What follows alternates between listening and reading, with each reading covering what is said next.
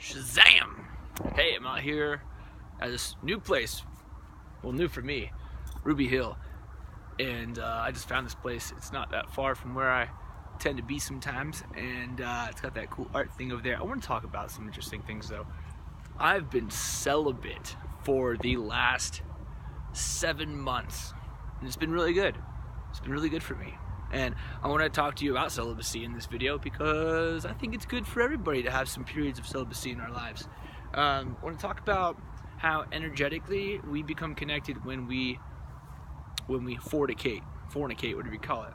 I like to make love, and that's one of the reasons why I've been celibate, is because, you know what, I'm not just gonna stick it in and be good. Like, I need to make love to somebody if that's what I end up doing. I gotta have a connection, you know.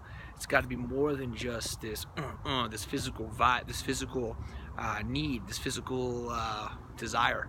It's gotta be more than just a physical thing. Maybe you're familiar with the chakra system.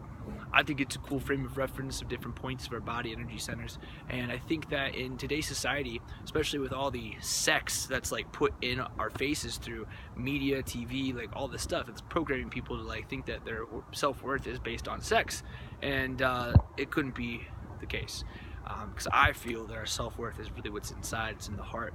And you know, I've had a lot of interesting relationships in my life, and one thing I've noticed about my younger years, and I think a lot of people fall into this, is that we become physically attracted to somebody, or there's a physical attraction between two people, and they come together and way too fast meet on that physical level, that sexual level. And if we're looking at it from a chakra perspective, that's the root, the solar plexus, or the sacral and the solar plexus. That's kind of where you're at. It's the will, and the sacral, which is kind of like, you know, it's got some sexual stuff going on, that sacral part, and then your root, which is your foundation, your connection to the earth.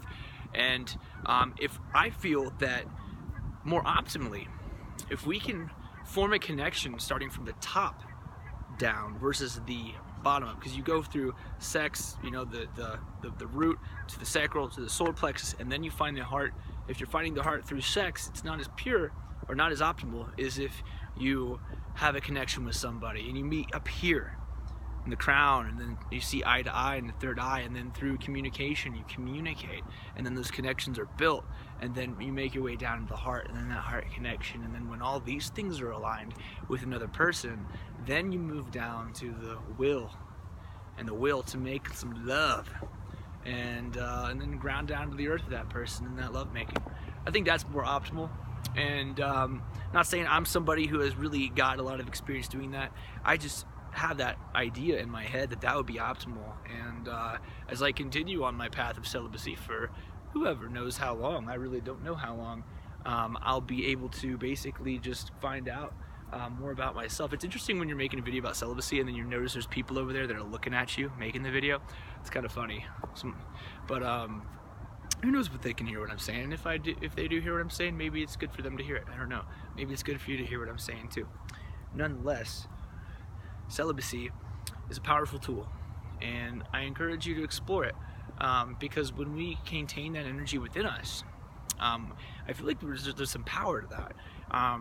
You know, even when we're solo and we choose not to, say, masturbate and release that to the universe, and though I think that orgasms can be a bit of a manifestation tool. We can really put our intention and love and thought into that moment in time when the orgasm occurs. But nonetheless, it can also deplete us of vital energy, the jing, as some would call it in the world of Tai Chi Qigong.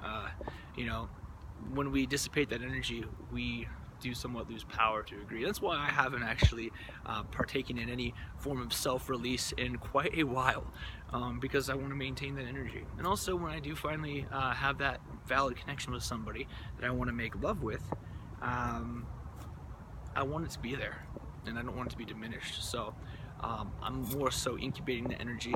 I'm holding it in my Dantian, that navel center right here. And I keep doing a lot of Qigong. Have been doing Qigong every day ever since I got back from Florida. It's been really awesome, and I just keep putting more energy into that, and putting more energy into creating the life that I am attracting and feeling good about it.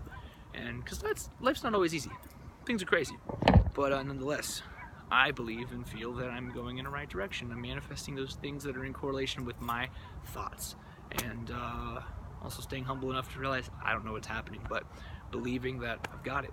So that's about it. I appreciate you watching this video, and maybe I've inspired you to hold on to your celibacy a little bit longer.